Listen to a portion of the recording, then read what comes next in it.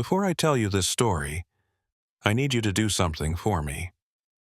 Subscribe to this channel, hit that like button, and let me know in the comments where you're watching from.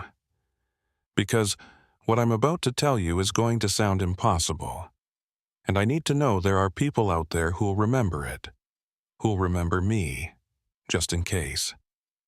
I am Antoine Doucet, a police officer with the Port Authority of Louisiana. At least I was, but now I'm not sure of anything, though we've taken this matter quite far. Let's start at the beginning, back when I didn't know who I was. It was September of 1998, and the morning came to Barataria Bay the way it always did, slow and thick as molasses. I was 34 years old, 8 years on the force, and I thought I knew every channel, every island, every shallow spot in those waters. My grandfather had been a shrimper out here, my great-grandfather before him. The bayou was in my blood, 8 generations deep. That morning, I kissed my wife Celeste goodbye in the pre-dawn darkness of our house in Marrero. She was already dressed for her shift at Oxner Hospital, her nurse's scrubs crisp and white. "Be careful out there," she said, like she always did. "Always am," I said, like I always did. My daughter Marie was still asleep, curled up in her bed with her stuffed alligator, Mr. Chomps. She was 8 years old, with her mother's dark eyes and my stubborn chin. I kissed her forehead and whispered, "Je t'aime, ma petite." I didn't know that would be one of the last mornings I'd remember clearly. That Celeste's smile, Marie's peaceful sleeping face, the smell of coffee brewing in our kitchen, all of it would soon become just another thing I'd lost to the fog. I drove south in my truck, past the sprawl of Metairie and into the wetlands. The Port Authority station was in Jean Lafitte, a small town that took its name from the pirate who'd once ruled these waters. Tourists came through sometimes, heading to the national park, looking for alligators and history. They never stayed long. There was something about Barataria Bay that made outsiders uncomfortable, a feeling that they were trespassing in a place that remembered older laws. My partner that morning was supposed to be Officer Trey Robichaux, but he'd called in sick. So I was solo, which suited me fine. I signed out Patrol Boat 7, checked the engine, the radio, the life vests, everything by the book. Then I headed out into the labyrinth of channels and bayous that made up the bay. The water was dark that morning, the color of coffee with too much chicory. Spanish moss hung from the cypress trees in gray curtains, and the air was so humid you could feel it coating your skin. Herons stood like gray ghosts in the shallows, and somewhere in the distance, I heard the deep bellow of a gator. I was checking crab traps for compliance when I saw Boudreaux. Old man Boudreaux had been fishing these waters longer than I'd been alive. He was in his 70s, skin like tanned leather, hands gnarled from decades of pulling nets. He was loading his boat at a small dock, but he stopped when he saw me approach. "Morning, Officer Doucet," he called out in Cajun-accented English. "Morning, Mr. Boudreaux. Catch anything good?" "Hey, some shrimp, some crab. Not much." He squinted at me, then at the water behind me. "You heading south today?" "Just routine patrol." "Why?" He hesitated, the way locals always did when they were about to share something that might sound crazy to outsiders. "The fog's thick down there today, real thick. You see it? You turn around, yeah?" "Just fog, Mr. Boudreaux." "No, Cher. Not just fog. Not that fog." He set down his gear and walked to the edge of his dock. "You know what the old folks used to call it?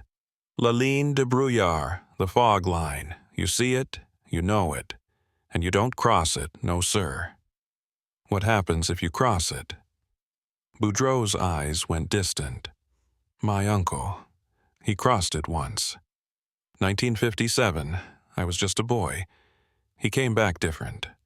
Couldn't remember his own wife's name. And she said he wasn't the same man she married. Said he moved wrong, talked wrong, like something wearing his skin. He shook his head. 2 weeks later, he went back into that fog. Never came out. My aunt, she went to the police, but what could they say? Man disappeared in the fog. Happens. I'll be careful, I promised. No, you won't. Nobody ever is. That's how it gets you.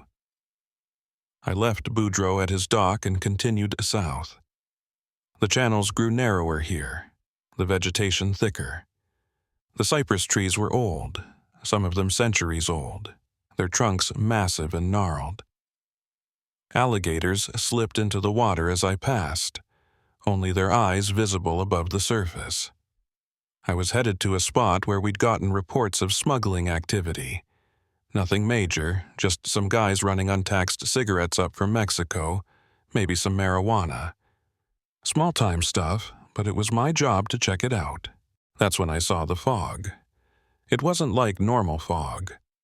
Normal fog rolls in gradually, builds up over time. This fog was a wall, a solid wall of white stretching across the channel so thick I couldn't see 3 feet into it. It looked wrong, too dense, too still. Normal fog moves with the wind, shifts and swirls. This fog hung in place like a curtain. I idled the boat and stared at it. The air temperature had dropped at least 10 degrees. I could see my breath. In September, in Louisiana. I should have turned around. Boudreaux's warning was echoing in my head. But I was a cop, and cops don't turn around because of fog.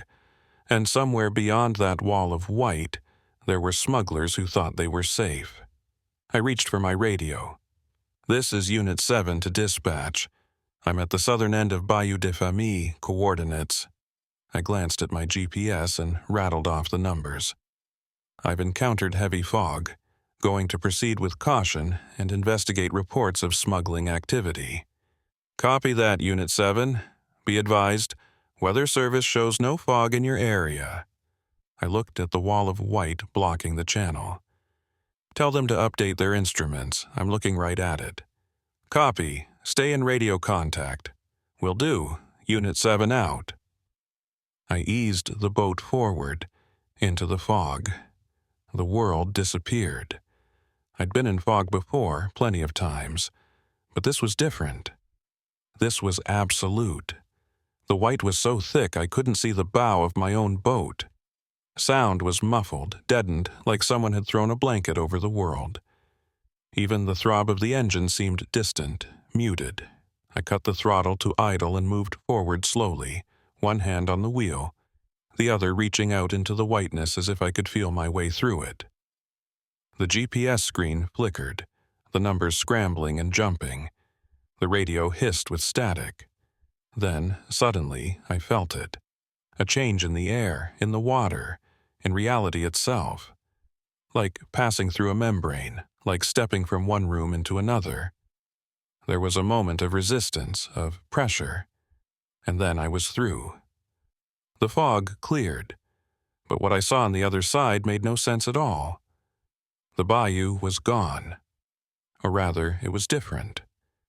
The channels were wider, deeper. The vegetation was thicker, wilder, untouched by modern management. The cypress trees were even more massive, and there were no power lines, no channel markers, no signs of the 21st century anywhere. And there, anchored in the wider water ahead of me, were ships. Tall ships. Wooden sailing ships with masts and rigging, flying flags I didn't recognize. A dozen of them, maybe more, spread across what looked like a natural harbor. And between them, smaller boats moved back and forth, loading cargo, transferring supplies. I cut my engine, and the sudden silence was broken only by the sound of wind and canvas sails and the distant shouts of men working. Real men, dozens of them, moving on the decks of those ships, climbing rigging, hauling ropes. This wasn't a historical reenactment. This wasn't some festival or movie set. The ships showed wear, real wear. The men wore clothes that weren't costumes but actual working garments from another century, and the smell, tar and salt and unwashed bodies and wood smoke, was absolutely real. I was looking at Jean Lafitte's pirate fleet, and they were looking at me. A voice shouted from the nearest ship, harsh and commanding. "Qu'est-ce que c'est? What manner of vessel?" Men were pointing at my patrol boat, at the fiberglass hull, the outboard motor, the modern equipment. Some were reaching for weapons. Pistols, cutlasses, muskets. I raised my hands, showing I was unarmed, or at least that my hands were empty. My service weapon was still on my belt, but I had a feeling if I reached for it, I'd have a dozen musket balls in me before I could draw. A smaller boat was being lowered from the ship, 4 men rowing toward me with practiced efficiency. They circled my boat, staring at it with expressions of confusion and suspicion. One of them, an older man with a sun-darkened face and a scar running from his eye to his jaw, called up to me. "You speak English?" "Yes." "Yes, I speak English." "French?" "Un peu, a little." "Who are you? What flag you sail under?" I tried to think of an answer that wouldn't get me killed. "My name is Antoine Doucet. I'm a law officer, Port Authority. I'm not looking for trouble. I gestured helplessly at the fog behind me. I got lost in the fog. The men exchanged glances. One of them muttered something that sounded like a prayer. The scarred man studied me with sharp, calculating eyes. "Lost in the fog," he repeated. "Yes, that happens here sometimes. Come aboard. The captain will want to speak with you." I should get back. "You cross the fog line, friend. There is no getting back until it lets you. Come, now." It wasn't a request. 2 of the men climbed into my boat, and before I could protest, they'd tied a line to it and were towing it toward the ship. I had no choice but to follow. The ship was massive up close, a 3-masted schooner with gun ports along her sides. As I climbed the rope ladder to the deck, I could see the name painted on her hull, La Damnation. The crew gathered around as I came aboard, maybe 40 men, all watching me with expressions ranging from curiosity to hostility. They were a rough-looking bunch, scars and missing teeth common, clothing patched and worn. But their weapons were well maintained, and they moved with the confidence of men who knew how to fight. The scarred man led me toward the stern, where a cabin door stood open. He knocked, then gestured for me to enter. The cabin was surprisingly luxurious. Dark wood paneling, brass fixtures, maps spread across a large table. And standing at the table, studying those maps by lamplight, was a man I recognized from history books and paintings. He was maybe 40, with dark hair tied back in a queue, a neatly trimmed beard, and eyes that missed nothing. He wore a fine coat, well cut despite the worn patches, and there was a sword at his hip that looked like it had seen plenty of use. Jean Lafitte. He looked up as I entered, and his eyes widened slightly at my appearance, my uniform, my badge, the modern materials of my clothing. "Well," he said in perfect English with a French accent, "this is certainly unexpected." He gestured to a chair. "Please, sit. Pierre, fetch our guest some rum." "I don't drink on duty," I said automatically. Lafitte smiled. "You're not on duty here, friend. You're not anywhere officially. You're in the between place, the fold-in time, and here I recommend rum." He poured 2 glasses from a bottle on his desk and handed one to me. "Drink. You'll need it when I explain what's happened to you." I took the glass. My hands were shaking. I took a sip. It was strong, harsh, but it helped steady my nerves. Lafitte sat across from me, studying me with those sharp eyes. "You crossed the fog line. How much do you know about it?" "Nothing. I mean, I'd heard stories, but stories are all that's left on your side. On this side, it's simply a fact of life. The fog line appears here, in this place, at this time. Always the same place, always the same time. And sometimes it lets people through. From your time to mine, from mine to yours. What year is this? 1814.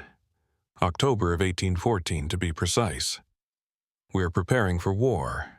The British are coming, and we must decide whether to fight with them or against them. He paused, but that's not your concern. Your concern is getting back to your time. Can I? Perhaps. The fog line is temperamental. It opens and closes according to rules I don't fully understand. But there is always a cost for crossing. What kind of cost? Lafitte's expression grew somber. The fog takes memory. Each time you cross, you lose something. A memory, a piece of your past. Small things at first. A childhood friend's name, the face of a teacher. But with each crossing, the price grows steeper. I've crossed many times over the years trying to understand it, trying to escape it, and I've lost much. How long have you been dealing with this? Since 1815, the Battle of New Orleans. That's when it started, when the fog line was born. Something about all that death, all that violence in this place. It tore open a wound in time, and I've been caught in it ever since. I stared at him, but that's... You'd be over 200 years old. In your time, yes. But I don't live in your time. I live here in 1814, in this moment that repeats endlessly. The fog line keeps me young, keeps this whole place suspended, and occasionally it lets travelers through, like you. I need to get back. My family will be fine. Time passes the same on both sides. You've been here perhaps 20 minutes. That means 20 minutes have passed in 1998 as well. When you return, if you return, it will be as if you were simply lost in the fog for a few minutes. If? He stood and walked to the cabin window, looking out at the fog bank visible in the distance. The fog decides who crosses and who doesn't. The best I can tell you is this. Approach the fog with clear intent. Think of home, of your time, of what you're returning to. And cross quickly before the fog changes its mind. And the memory I'll lose? You won't know until you're back. It's not like losing a tooth where you can feel the gap. The memory simply wasn't. Like it never happened. Others may remember it, but you won't. That's the truly insidious part. You won't even know what you've lost. I stood, my legs unsteady. Thank you for the warning. I need to try. Of course. Lafitte walked me to the door, then paused. One more thing. The smugglers you were looking for, they're still operating in your time. But some of them know about the fog line. They use it to hide their goods, to move between eras. If you continue investigating, you'll cross the fog again, and each time the price will be higher. I'll take my chances. He smiled sadly. Everyone says that. Pierre, escort our guest back to his vessel. The scarred man, Pierre, led me back to my boat. The crew watched in silence as I climbed down and started the engine. Pierre untied the line and tossed it into my boat. Fair winds, Officer Doucet. And remember, the fog always takes its due. I pointed my boat toward the fog wall and throttled up. As I approached, I thought of Celeste and Marie, of my house, of 1998. I thought of everything I was returning to. Then I hit the fog. The resistance was stronger this time, like pushing through thick honey. The world went white and cold. My ears popped, my vision blurred, and then I was through. The modern bayou surrounded me. Power lines overhead, channel markers, the distant sound of a helicopter. I was back. I checked my watch. 23 minutes had passed since I'd entered the fog. I grabbed my radio. Unit 7 to dispatch. Go ahead, Unit 7. We were getting worried. You dropped off radio for about 20 minutes. Sorry. The fog was thicker than I thought. I'm clear now, heading back to station. Copy that. Any sign of the smugglers? Negative. I'll file a report when I get back. I turned the boat around and started the long trip back to Jean Lafitte. My hands were still shaking, my mind trying to process what I'd seen. Jean Lafitte, 1814. Pirate ships. The fog line. It was impossible, but it had happened. When I got back to the station, I filed a report about heavy fog and no sighting of smugglers. I didn't mention time travel or pirates. I wasn't crazy. I drove home that evening in a daze. Celeste was already there, making dinner. Marie was at the table doing homework. "How was your day?" Celeste asked. "Quiet. Just routine patrol." She kissed me. Everything seemed normal. The house, my family, my life. All exactly as I'd left it that morning. It was only later, lying in bed beside Celeste, that I realized something was wrong. I was trying to remember the name of my best friend from high school. We'd been inseparable senior year, played basketball together, double-dated to prom. I could see his face, hear his laugh. But his name, it was gone, just completely gone, like it had never existed. I sat up in bed, my heart pounding. I went to my high school yearbook, pulled it off the shelf, flipped through the pages. There I was. There were my friends. But one of them, the one I should have known, the one whose name I couldn't remember, his face was blurred in every photo, like someone had smudged it with a wet thumb. And in the group photos where I knew he'd been standing next to me, there was just empty space. The fog had taken its due. And I realized with cold certainty that this was just the beginning. Because somewhere out there in the bayou, smugglers were using the fog line. And my job was to stop them, which meant I'd have to cross again, and again. And each time, I'd lose a little more of myself. I looked at Celeste sleeping beside me, at the photo of Marie on my nightstand. How many crossings until I forgot them? How many until they forgot me? I didn't sleep that night. I just lay there listening to the sound of my wife breathing, trying to memorize every detail of our life together. Before the fog took it all away. I spent 2 weeks trying to convince myself it had been a hallucination. Heat stroke, maybe. Or carbon monoxide from the boat engine.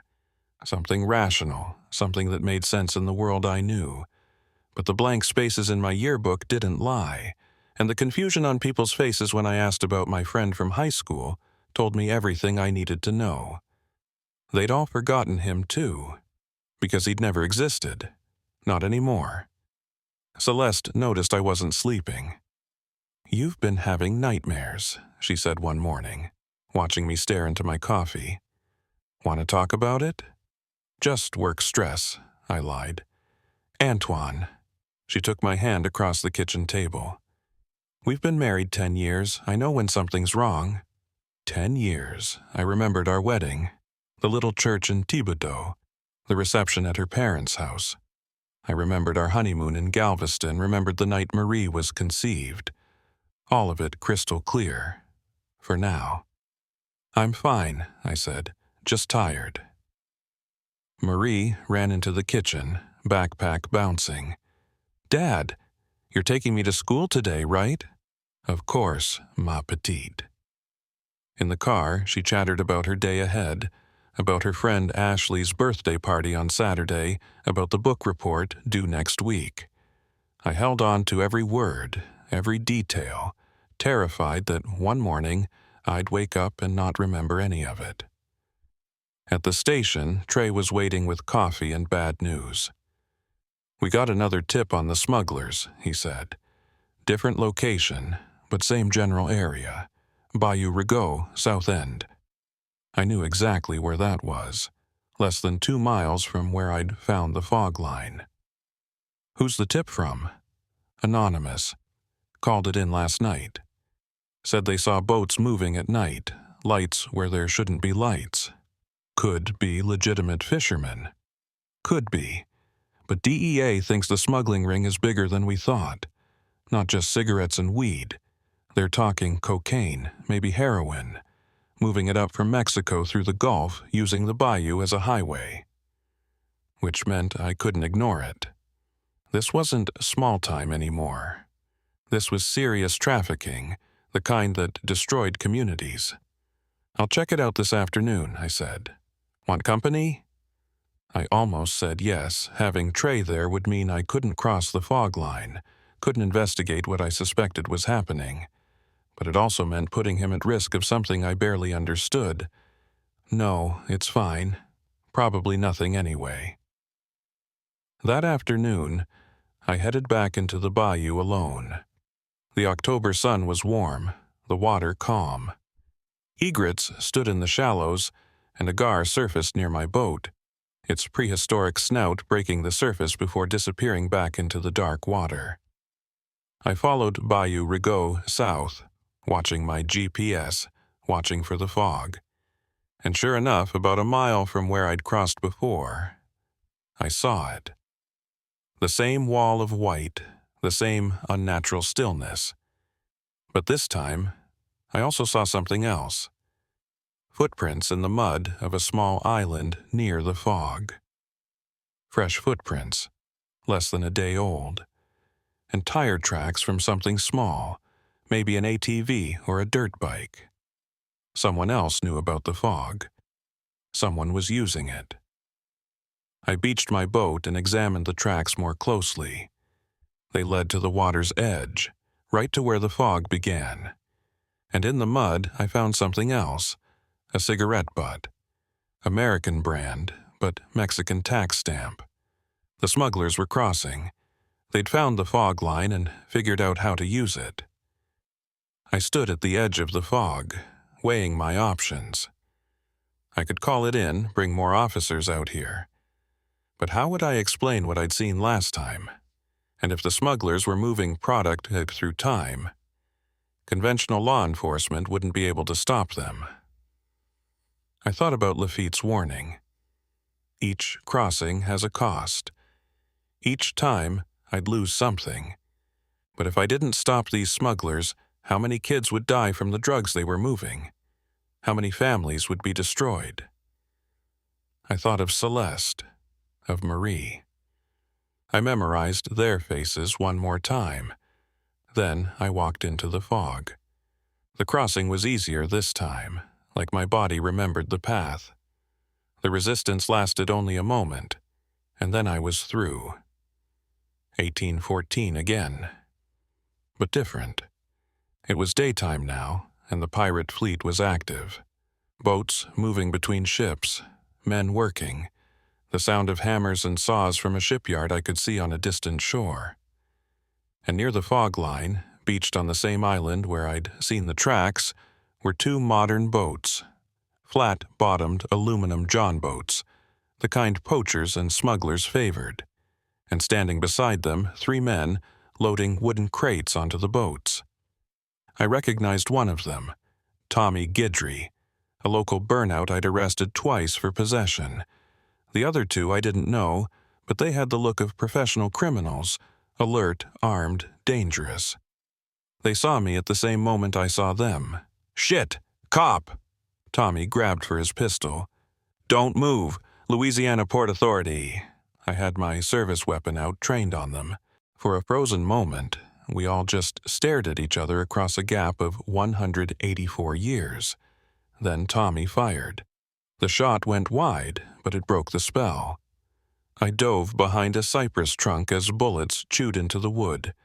Return fire, keep them pinned, wait for backup. Except there was no backup.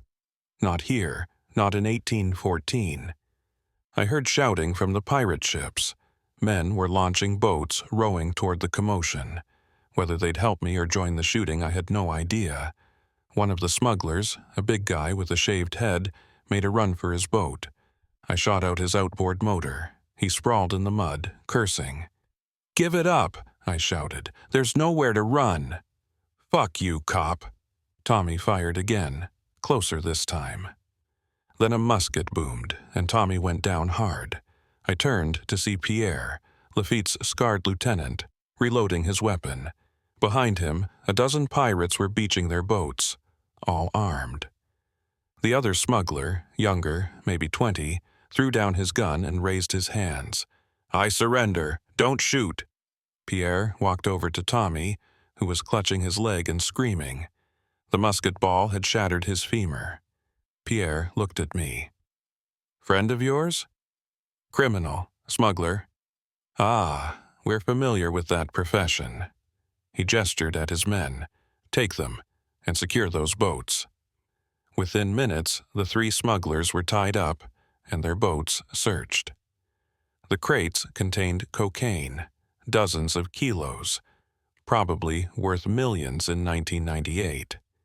In 1814, they were just mysterious white powder. Pierre tasted a bit on his finger and spat. "What is this?" "Poison, a drug, very dangerous. And these men move it between times, using the fog?" "Looks that way. Captain Lafitte will want to speak with you again. Come." This time, Law Damnation was ready for battle. Cannons were being loaded, small arms distributed.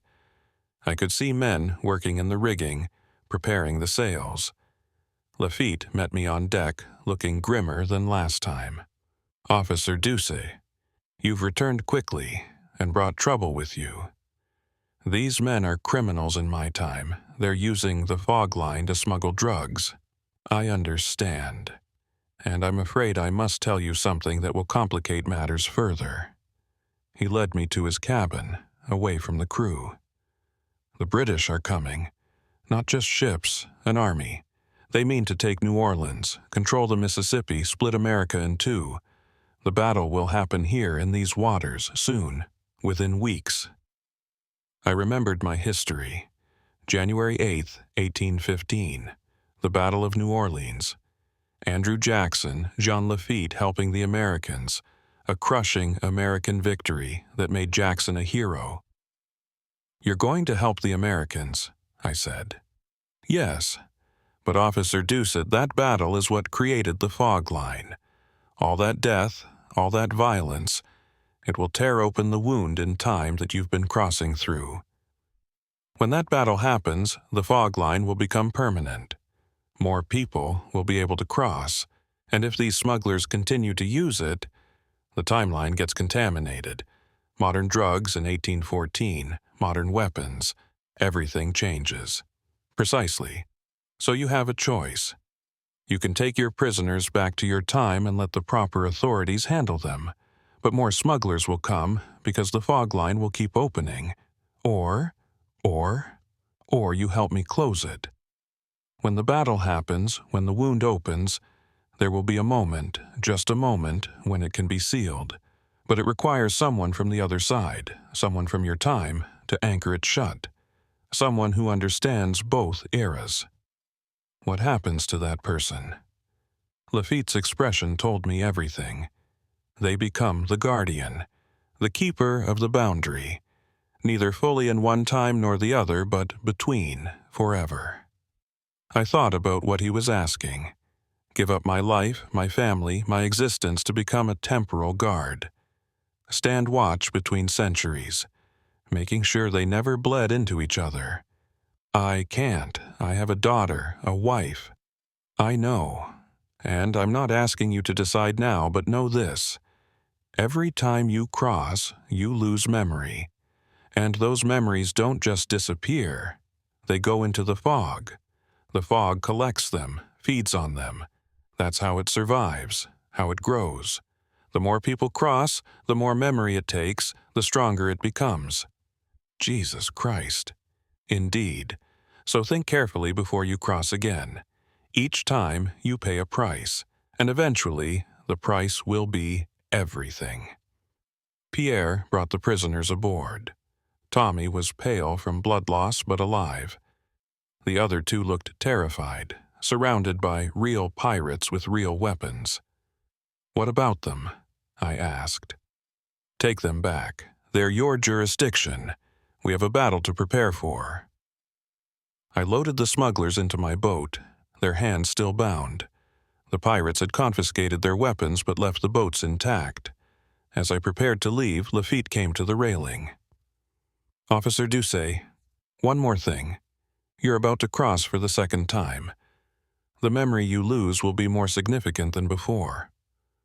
Hold on to what matters most." I started my engine and headed for the fog. Behind me, I could hear Tommy and his accomplices arguing, panicking, but I tuned them out. I was thinking about Celeste, about Marie, about my mother, my friends, everything that made me who I was. The fog resisted more this time. It didn't want to let me through. I felt pressure, cold, a sensation like drowning. My ears popped painfully. My vision went dark. Then I was through. The modern bayou surrounded us. The smugglers were still in the boat, now completely disoriented. I grabbed my radio. "Unit 7 to dispatch, I have 3 suspects in custody. Requesting backup at my location for transport." Within an hour, the bayou was full of law enforcement. DEA, Louisiana State Police, sheriff's deputies. The smugglers were taken away, the cocaine seized. It was the biggest drug bust in parish history.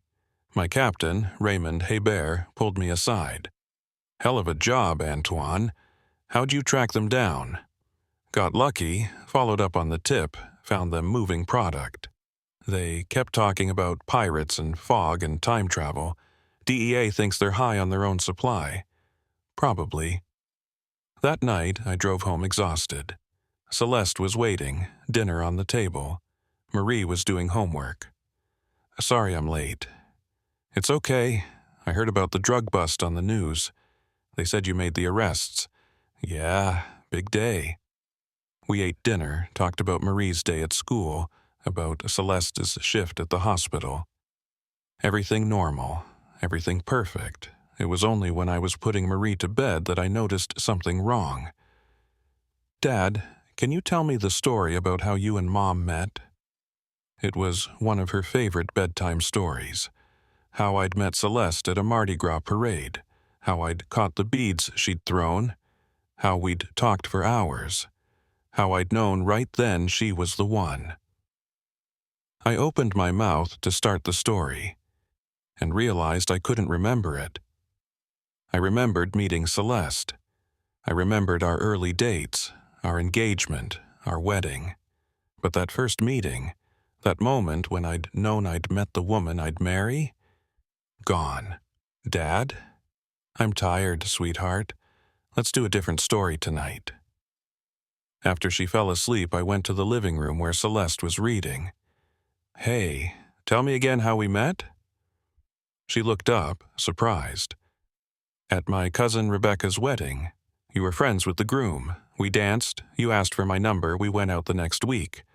"Why?" That wasn't what I remembered, or what I'd remembered before. "No reason, just wanted to hear you tell it." But inside I was falling apart.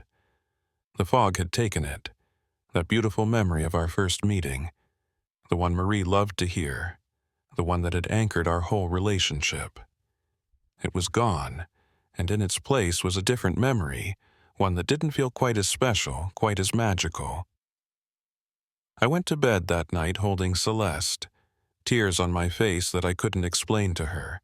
2 crossings, 2 memories lost, and somewhere in the bayou, the fog was waiting for me to cross again. Because the smugglers were just the beginning. Lafitte had warned me. More would come. And each time I tried to stop them, I'd have to cross. And each time I crossed, I'd lose another piece of myself. How many pieces did I have left? How many until there was nothing left of Antoine Doucet at all? I didn't sleep. I just held my wife and tried to memorize the feeling of her breathing beside me, the warmth of her body, the scent of her hair. Because I knew, with cold certainty, that one day I'd forget this too. The fog would take it all, piece by piece, memory by memory, until I was just an empty shell, walking through a life I no longer remembered living. And the worst part, I'd keep crossing anyway. Because that's what cops do. We protect people, even when it costs us everything. Even when it costs us ourselves. 3 more times I crossed the fog line over the next 2 months. 3 more smuggling busts, 3 more arrests. The DEA called me a hero. The newspapers ran stories about the cop who'd single-handedly dismantled a major trafficking operation. There was talk of a governor's commendation, maybe even a promotion to lieutenant. My captain shook my hand at a press conference, said I was making the whole department proud. But I was dying inside, one memory at a time. The bayou in November smells different than any other time of year. The humidity drops just enough that you can breathe without feeling like you're drowning, but it's still thick, still heavy with the scent of decay and growth happening simultaneously. The cypress trees start to turn, their needles going rust-colored before they fall into the dark water. Alligators get sluggish, preparing for winter, and the birds migrate south in great formations that darken the sky. I noticed all of this with a clarity that felt wrong, like my brain was compensating for what it was losing by sharpening what remained. I could tell you the exact shade of green on a particular clump of Spanish moss, could identify a bird by the sound of its wings cutting through the humid air. But I was starting to forget the things that mattered. The third crossing happened on a Tuesday morning in late October. The air was so thick you could see it. Heat shimmer rising off the water even though it was barely 60 degrees. I'd gotten a tip from an informant, a guy named Remy, who ran a bait shop down in Port Sulphur. He said he'd seen a boat moving through Bayou Lafourche at 3 in the morning, no running lights, heading south toward what he called that dead zone where the fog lives. Even the locals knew about it now. Word was spreading, the way things do in small communities. La ligne de brouillard. The fog line. People were starting to avoid that section of the bayou altogether, said it felt wrong, said their instruments went haywire. Some of the old-timers claimed they'd seen things in the fog, figures that didn't belong, heard voices speaking French that was too old, too formal. I caught the smugglers just as they were crossing, 2 men in a bass boat, the kind with a big outboard motor meant for racing across shallow water. They had 50 pounds of cocaine wrapped in waterproof bags, along with some heroin and what looked like experimental designer drugs I didn't even recognize. When they saw my patrol boat, they didn't stop. They just gunned it straight into the fog wall. I followed without hesitation. That should have told me something about how far gone I already was. A month ago, I would have called for backup, would have set up a perimeter, would have done it by the book. But now, I just followed them into the white. The crossing was becoming routine, which should have terrified me more than it did. The resistance as you pushed through the barrier, that feeling like you were forcing yourself through a membrane made of something thicker than air, but thinner than water. The cold that hit you like a physical blow, dropping the temperature 30 degrees in an instant. The moment of absolute whiteness where you couldn't see, couldn't hear, could barely breathe. And then the pop, the release, and you were through. I was getting used to it, like a junkie getting used to the needle, barely feeling the prick anymore. On the other side, 1814 was in late autumn too. The physics of it still made no sense to me, how the seasons matched up across a gap of 184 years. But they did. The air had that same thick quality, but cleaner somehow, untouched by centuries of industrial pollution and chemical runoff. You could smell the pure swamp, the decay and life mixing together the way they had for thousands of years before humans came and complicated everything.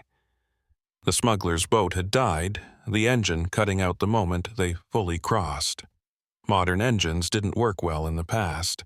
Something about the temporal displacement affecting the electrical systems. Fuel injection, computerized ignition, all of it useless in 1814. The two men were trying to paddle back to the fog using their hands, panic clear on their faces even from a distance. They didn't make it. Lafitte's men surrounded them, rowing out from the hidden harbor in longboats that moved silent and fast through the water. This time, Pierre didn't even bother with muskets. He just drew his cutlass and smiled, that expression of professional violence that said he'd done this 1,000 times before. You boys don't learn, do you? The arrest was quick, efficient. The pirates were getting good at dealing with time-lost smugglers. They confiscated the drugs, though they had no idea what they were really looking at, tied up the prisoners and delivered them to me like a package. "Captain says to tell you the fee is rising," Pierre said as I loaded the smugglers into my boat. "Every crossing makes the fog stronger. Every crossing makes it harder to control. Soon, it won't matter if anyone seals it or not. It'll be too strong to seal. How long do we have?" He looked at the fog, that wall of impossible white. "Captain thinks maybe 2 more months. The battle is coming. December 23rd, they'll start the skirmishes. Then January 8th, the big one. When that happens, either the fog gets sealed or it tears open forever. No middle ground." I took the smugglers back across. The crossing back took something from me that I didn't realize was gone until 3 days later. I was at the station, filling out paperwork in the cramped office I shared with Trey. The air conditioning was broken again, and a fan pushed humid air around without cooling anything. Coffee gone cold in a styrofoam cup. The smell of old reports and printer toner. My captain, Raymond Hebert, stuck his head in. "Antoine, how's your old man doing? Haven't seen him at the crawfish boil this year. He's still giving you grief about staying in Louisiana instead of taking that job in Houston." I opened my mouth to say that Dad had died 2 years ago. Heart attack, sudden in his sleep. I'd spoken at the funeral, except I couldn't remember the funeral. I remembered the phone call from Mama, 3 in the morning, her voice breaking as she tried to tell me. Remembered the drive to their house, the way the streets were empty and the streetlights made everything look unreal. Remembered the grief, the numbness, the feeling of the world tilting sideways. Remembered standing in the cemetery, St. Louis No. 3, the above-ground tombs white in the sun. But the actual service, the casket, the people who'd come, what I'd said in my eulogy. Nothing. Just a blank space where the memory should have been. "He's fine," I heard myself say. "Just been busy." Raymond nodded and left. I sat there, staring at my paperwork, my hands starting to shake. My father was dead. I knew that. But I'd just told my captain he was alive. Why had I said that? Because I couldn't remember the funeral, couldn't remember the concrete proof of his death, so some part of my brain had just filled in the blank with the simplest answer. "He's fine." I went to the bathroom and threw up. The 4th crossing came a week later. Another tip, another chase, another group of smugglers who'd figured out how to use the fog to move product between centuries. This time it was weapons, modern assault rifles that would be devastating in the hands of pirates or British soldiers.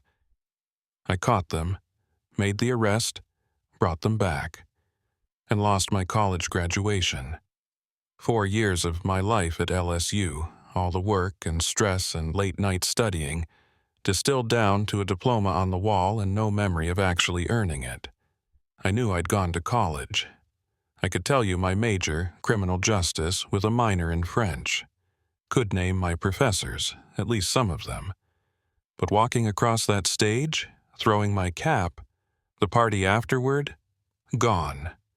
I started keeping a journal, writing down everything I could remember at the end of each day. Names, dates, events, trying to create an external record of my life before the fog took all of it. The journal filled up fast, pages and pages of increasingly desperate handwriting. Today, Marie asked me about the time we went to the aquarium and I couldn't remember which aquarium she meant. Celeste said we'd gone to the one in New Orleans for Marie's 6th birthday. I don't remember that. I remember other birthdays, but not that one. Marie cried, said I was forgetting all the good times. She's right. Celeste noticed I was deteriorating. How could she not? I was losing weight because I kept forgetting to eat. I wasn't sleeping more than a couple of hours a night, terrified that if I slept I'd wake up missing something else. I'd forget conversations we'd had the day before, would repeat myself, would stare at her sometimes like I was trying to memorize her face.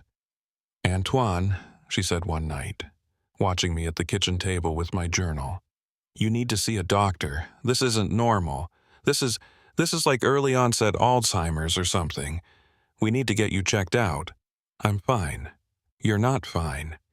You looked at Marie yesterday like you didn't recognize her. She saw it. She asked me if you still loved her." That hit me like a physical blow. Of course I love her. She's my daughter.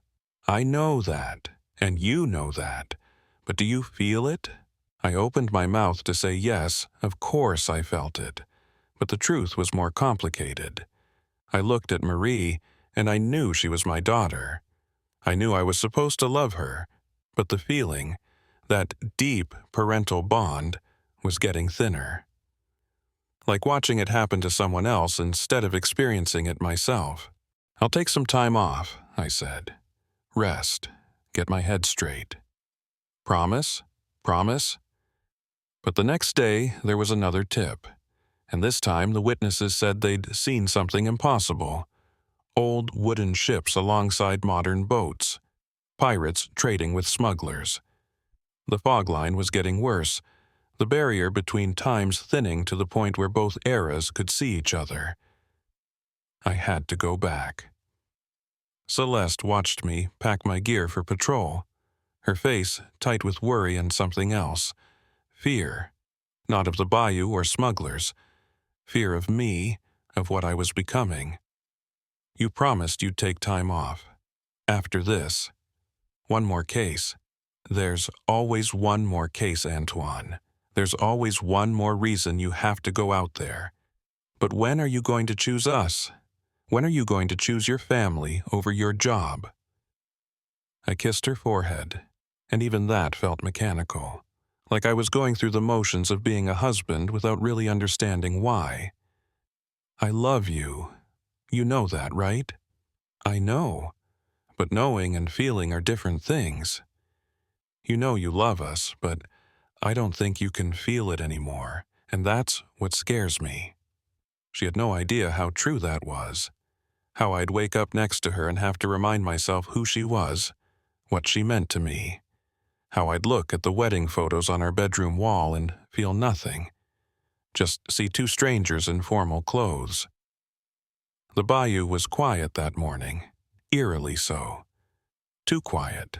Even the birds seemed to have fled, and the usual sounds of the swamp, the gators bellowing and the fish jumping and the insects singing their endless chorus, were muted. The water was smooth as glass, reflecting the gray sky like a mirror. Spanish moss hung motionless from the cypress trees. When I reached the fog line, it was different. Thicker, darker, pulsing like it was alive. Like it had a heartbeat, and waiting just inside it, barely visible through the white, was a boat. Lafitte's boat. I crossed, and the transition felt wrong. The resistance was stronger, the cold deeper, the moment of whiteness longer. When I came through, I was gasping, my lungs burning like I'd been holding my breath. Lafitte was standing at the bow, and he looked more tired than I'd ever seen him. His clothes were worn, patches on patches, and his face was lined with exhaustion that went bone deep. But his eyes were still sharp, still intelligent, still seeing too much. "You keep coming back," he said without preamble, "even knowing the cost. I don't have a choice. Everyone has a choice, Officer Doucet. You're choosing duty over memory, present over past. The question is whether it's worth it. Whether stopping these smugglers is worth losing everything that makes you who you are. I thought about Marie's face, the confusion and hurt when I'd looked at her like a stranger. I don't know anymore. Come, I want to show you something. He had his men row us to shore, to a part of the bayou I'd never been to before, deeper in, where the cypress trees grew so thick they blocked out the sky and the water was black as ink. The air was cooler here, and everything was covered in a fine mist that wasn't quite fog, but wasn't quite normal moisture either. A clearing in the swamp, where the fog hung thick and still, moving in slow swirls like it was breathing. And in the center of the clearing, arranged like a museum exhibit, were dozens of objects. Hundreds, maybe. Photos, letters, clothing, children's toys, jewelry, books, all of them translucent, ghostly, not quite real. They floated an inch above the ground, suspended in the misty air. What is this? The fog's collection, every memory it takes, every piece of identity it steals, it keeps here. Look closely. I walked among the objects, my boots squelching in the wet ground. The things floated around me like jellyfish in an aquarium, drifting on currents I couldn't feel. And then I started recognizing them. My high school yearbook, the pages where my friend's face had been blurred out, a photo of Celeste and me at Mardi Gras, confetti in our hair, both of us laughing. The one I knew existed but couldn't remember being taken. My father's funeral program, St. Benedict Catholic Church, his name in elegant script, my college diploma, the actual one I'd held on graduation day before framing it. And there, heartbreakingly, impossibly, a hospital bracelet. Tiny, infant-sized. Baby girl Doucet printed on it in faded ink, Marie's bracelet from when she was born. And next to it, a footprint card, her tiny foot pressed in ink, the ridges of her toes visible. It keeps them? I whispered. The fog doesn't destroy memories, Lafitte said, standing behind me. It collects them, feeds on them, preserves them in this place between times, and the more it takes, the more solid it becomes, the more it bleeds into both eras. I reached for Marie's bracelet, desperate to touch it, to reconnect with that lost memory, but my hand passed through it like smoke. The bracelet didn't even ripple. You can't take them back, Lafitte said quietly. Once given to the fog, they belong to it. They exist here, in the between place, but they're no longer part of you. But I wanted you to see, to understand what you're sacrificing with each crossing. Why? My voice was rough. Why are you helping me? You're a pirate, a criminal. Why do you care what happens to me? He was quiet for a long moment, looking at the floating memories. Because I've been where you are, made the same choices, lost the same things, and I want you to understand something before it's too late. Before you cross the point where you can't turn back. He turned to face me fully, and I saw something in his eyes I hadn't seen before. Regret. Deep, profound regret. The battle is coming, December 23rd. The first skirmishes, British advance forces trying to find a way through the bayou to New Orleans. January 8th, the main assault. Jackson's forces against Pakenham's army. It will be the bloodiest day this region has ever seen. Over 2,000 men will die in less than 30 minutes. I knew the history. The Battle of New Orleans, fought after the peace treaty was already signed. A pointless battle that made Andrew Jackson a national hero. When that happens, Lafitte continued, the fog line will tear wide open. All that death, all that violence, all that pain, concentrated in one place at one time, it will rip the wound between times so wide that both eras will start bleeding into each other. Soldiers from 1815 seeing tourists from your time. Modern boats appearing in the middle of naval battles. The timelines will collapse into each other. And someone needs to seal it. Someone who understands both times. Someone who exists in both eras. Someone willing to give up everything to stand guard at the boundary forever. You want me to sacrifice everything. My family, my life, my very existence. I want you to choose, he said firmly. Sacrifice everything to seal the fog and save both timelines, or keep crossing until there's nothing left of you anyway. Those are your only options now. You've crossed too many times. The fog owns too much of you. There's no going back to who you were before this started. That's not a choice. That's just two different ways of dying. No, it's a tragedy. But it's the tragedy you've written for yourself, one crossing at a time. And I'm sorry for that. Truly. I looked at the floating memories, at the pieces of my life suspended in the mist. Is there any of the original Jean Lafitte left? Or are you just the fog wearing his face? He smiled, sad and knowing. I don't know anymore. I've lost too much to remember who I was. Maybe I'm just a ghost playing at being alive. But I'm aware enough to know what's happening to you, and to warn you while you can still understand the warning. I left him there and returned to my boat, my mind reeling. The crossing back felt like swimming through mud, resistance and cold and pressure that made my bones ache. He was right, I could feel it. Even now, trying to remember Celeste's face, there was a lag, a delay, like accessing a file that was corrupted and needed time to load. I was losing myself, and I didn't know how to stop it. When I crossed back to 1998, I'd been gone for 6 hours. Celeste had called the station, frantic. Trey had organized a search party. They'd found my patrol boat empty, drifting near the fog line, and assumed I'd fallen overboard. "Where the hell were you?" Trey demanded when I called in on the radio. Got turned around in the fog. Engine died, had to fix it. For 6 hours? I had no answer that would make sense. When I got back to the station, there was an ambulance waiting. Celeste had insisted, and Raymond had agreed. They wanted me checked out. Make sure I hadn't hit my head or suffered from exposure. The paramedic shined a light in my eyes, asked me basic questions.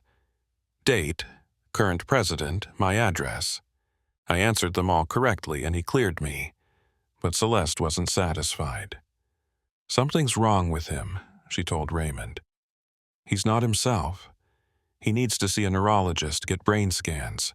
"Celeste, I'm fine." "You're not fine." Her voice cracked, tears starting. "You called Marie by the wrong name this morning. You forgot our anniversary. You look at me sometimes like you're trying to remember who I am. That's not fine, Antoine. That's not normal." Raymond pulled me aside. "Take a week off, mandatory. Doctor's orders. Get yourself checked out. Spend time with your family. The smugglers can wait. But that's an order, Officer Doucet." So I went home. Spent a week trying to be a normal husband and father. Took Marie to school, picked her up, helped her with homework. Had dinner with Celeste every night. Went to bed beside her like a normal married couple. But it felt like watching someone else's life. Like I was an actor playing the role of Antoine Doucet, hitting all the right marks but not understanding the character's motivation. Marie noticed. Kids always do. "Dad?" she asked one night as I tucked her in. "Do you still love me?" "Of course I do, sweetheart. You're my daughter." "I know I'm your daughter. But do you love me? Like, do you feel it in your heart?" I opened my mouth to say yes, of course I did. But she was looking at me with those dark eyes, Celeste's eyes, and I couldn't lie to her. "I'm trying to," I whispered. "I'm trying so hard to feel what I'm supposed to feel. But something's wrong with me, and I don't know how to fix it." She started crying. "I want my real dad back." That night, lying in bed, Celeste turned to me in the darkness. "Antoine, do you still love me?" "Of course." "Then why does it feel like you're already gone? Like you're just going through the motions of being my husband?" I didn't answer. Because she was right, I was already gone. The fog had taken too much. There wasn't enough left to come back from. The next morning, I drove back to the bayou alone, before sunrise, before anyone could stop me. I needed to end this, one way or another. The fog was waiting, pulsing in the pre-dawn darkness like a living thing. I crossed for the 6th time on December 22nd, 1998. And this time, I knew I wouldn't be coming back. I crossed for the 6th time on December 22nd, 1998. The sun wasn't up yet, just a pale hint of gray on the eastern horizon. The bayou was silent in that way it only is before dawn, when even the night creatures have gone to sleep and the day creatures haven't woken yet. The water was perfectly still, black as oil, reflecting nothing. Mist rose from its surface in lazy spirals, and somewhere in the distance, a barred owl called out its distinctive "Who cooks for you?" I'd stopped counting the memories I'd lost, or maybe I couldn't count them anymore, couldn't remember what I'd forgotten. It was like trying to catalog empty spaces, trying to make a list of things that no longer existed. My wedding ceremony. Gone. I knew I'd married Celeste, could see the ring on my finger, but the actual day, the vows, the kiss, my hand shaking as I put the ring on her finger, nothing. Just a certificate in a drawer and photographs of strangers in formal wear.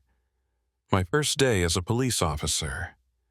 The oath I'd taken, the moment they'd pinned the badge on my chest, the pride I must have felt. Gone. My mother's face. I knew she existed. Could tell you her name, Marguerite Doucet. Could tell you she lived on Barataria Boulevard in a house my grandfather built. But her face, I couldn't picture it anymore. When I tried, all I saw was a blur, a smudge where a person should be. And Marie. God, Marie. I'd looked at her yesterday morning before leaving the house. She was eating cereal at the kitchen table, still in her pajamas, her hair messy from sleep. And I'd felt nothing. I knew she was my daughter. I knew I was supposed to love her more than anything in the world. But it was just information now, just data, like reading facts from a file about someone else's life. I'd said goodbye to Celeste. She was crying, begging me not to go out on the boat, saying she had a bad feeling about it. And I'd kissed her forehead and left anyway, because what else could I do? The fog was calling, pulling me back, and I couldn't resist anymore even if I wanted to. The truth was, I didn't belong in 1998 anymore. Too much of me was already in the fog, in the between place. I was just a shell walking around, pretending to be human. The crossing was harder this time. The fog resisted, or maybe I was resisting, some deep instinct saying that this was it. This was the point of no return.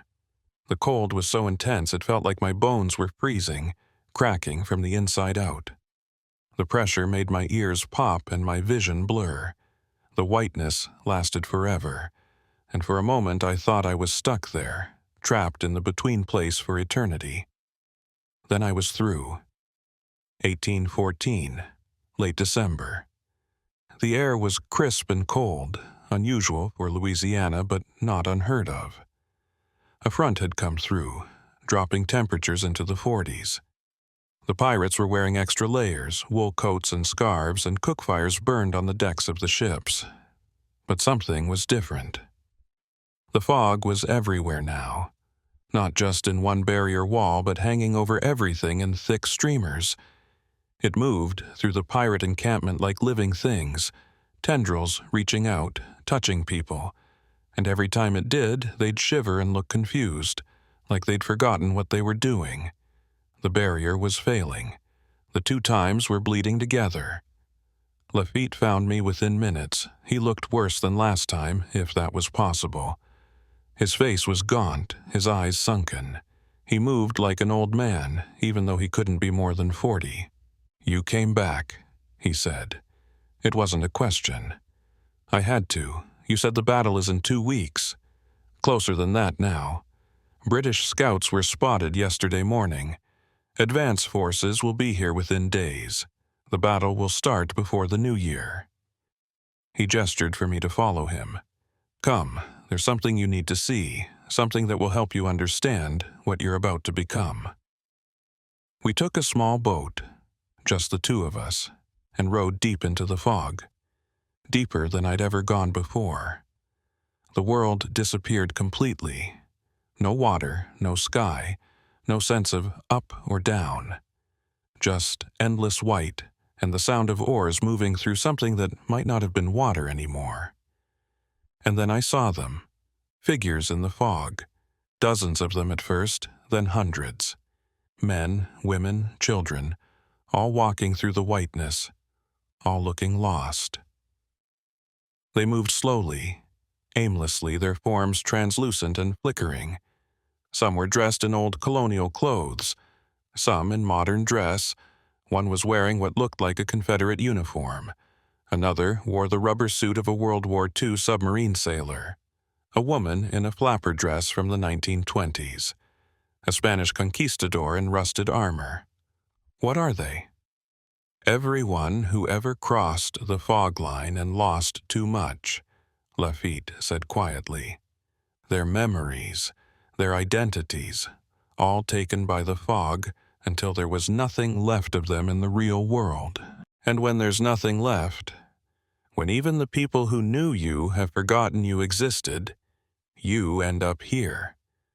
Between times. Between existence and non-existence. I stared at the lost souls drifting through the white. Some of them noticed us, turning their blurred faces in our direction. How long has this been happening? Since the first battle here, not the one coming, but earlier, 1699, when Iberville first fought the British in these waters. Every battle, every death in this place, it feeds the wound, makes it deeper, wider. World War II submarines sinking in the Gulf, their crews drowning. Civil War ironclads blown apart by cannons. Spanish conquistadors ambushed by natives. British privateers, French explorers, they all died here, and they all left ghosts. And the fog collected every single one. A figure approached through the mist. It was hard to tell if it was male or female, young or old. Its face kept shifting, aging and de-aging, features blurring and resharpening. When it spoke, its voice was hollow, echoing, like it was coming from very far away. "You're new," it said, looking at me with empty eyes. "Still mostly real. I can see your edges, but you're fading fast. Give it a few more days and you'll be like us. Transparent, forgotten. Lost." "Who are you?" I asked. It frowned, struggling with the concept. "I was someone. I know I was. I had a name. I had a life. I was crossing, trying to get home. But I crossed too many times, lost my name first, then my face, then everything else.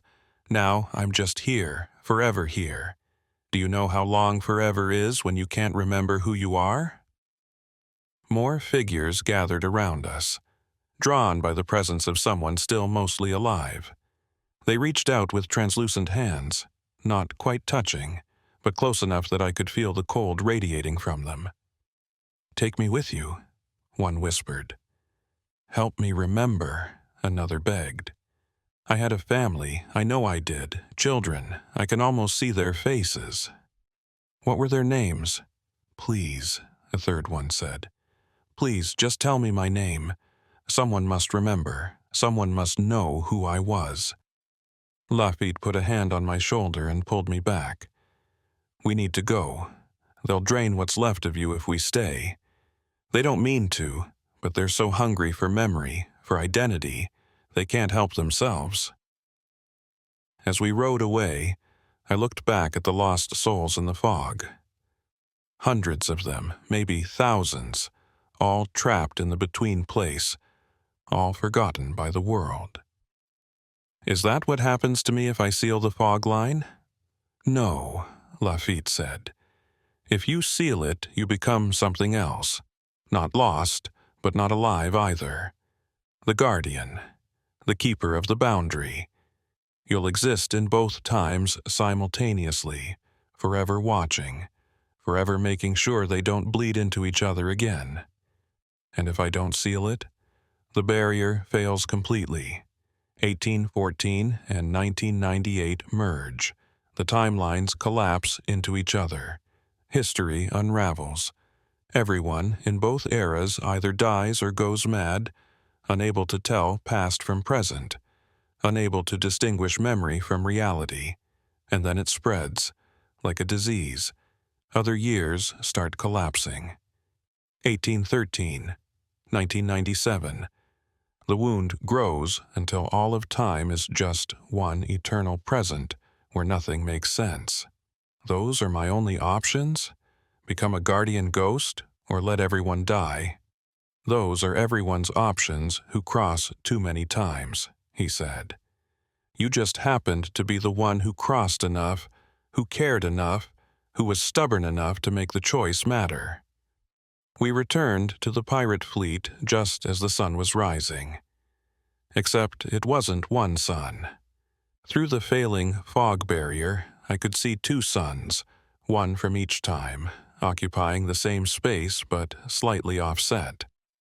The effect was dizzying, nauseating. And that's when I heard it. Distant thunder, except it wasn't thunder. Cannon fire. They're here, Lafitte said, his face grim. Earlier than I expected. The British advance forces. The battle has begun. Over the next few hours, I watched history unfold. British ships appearing through the fog, their cannons firing at American positions on shore.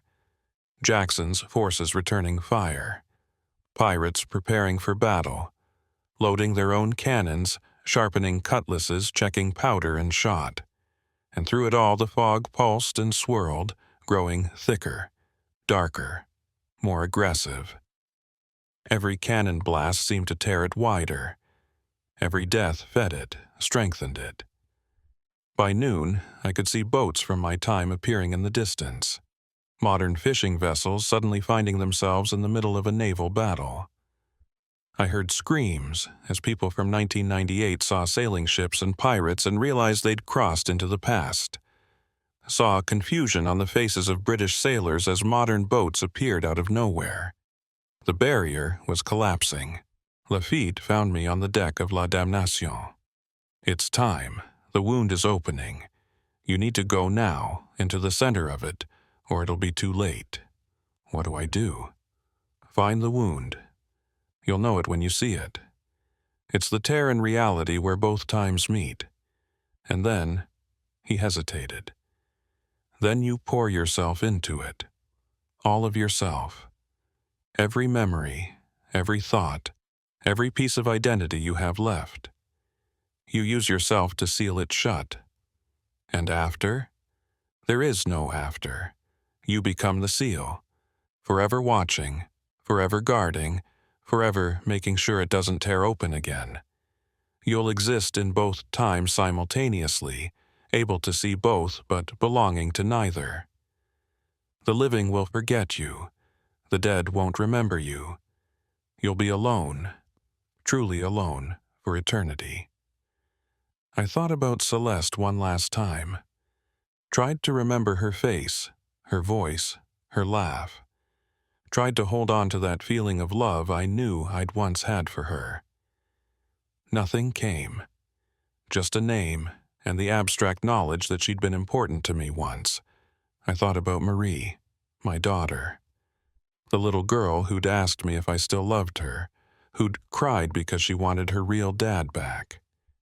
Even her name was starting to fade, the syllables becoming meaningless sounds.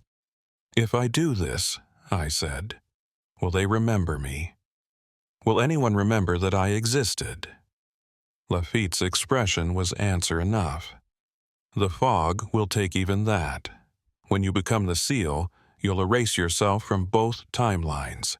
You'll have never existed. Celeste will have married someone else. Your daughter will have a different father. Your mother will have had different children. The only ones who'll remember you are the lost souls in the fog, and they can't remember anything for long. So I'm not just sacrificing my future. I'm erasing my past, too. Yes, I looked out at the battle raging around us, at the modern boats trapped in 1814, their passengers terrified and confused, at the British ships firing on American positions, at the fog growing thicker with every passing moment, feeding on the chaos and death. This was what duty meant. Not just putting yourself in danger, but erasing yourself completely, becoming nothing so that others could keep being something. "Show me where to go," I said. Lafitte embraced me, a quick, fierce hug. "Thank you for what you're about to do. The world won't remember you, but I will. For as long as I exist in this moment, I'll remember Antoine Doucet, the cop who gave everything. He had Pierre row me out into the thickest part of the fog, to where the barrier was tearing itself apart. Pierre said nothing, but when we reached the spot, he gripped my hand hard. 'Fair winds, officer. May you find peace in the between place.' Then I was alone, floating in my patrol boat in a sea of white. The fog was so thick now I couldn't see the water beneath me, couldn't see the sky above, just white in every direction, pulsing and swirling like a living thing. And then I saw it. The wound. It looked like a tear in fabric, except the fabric was reality itself.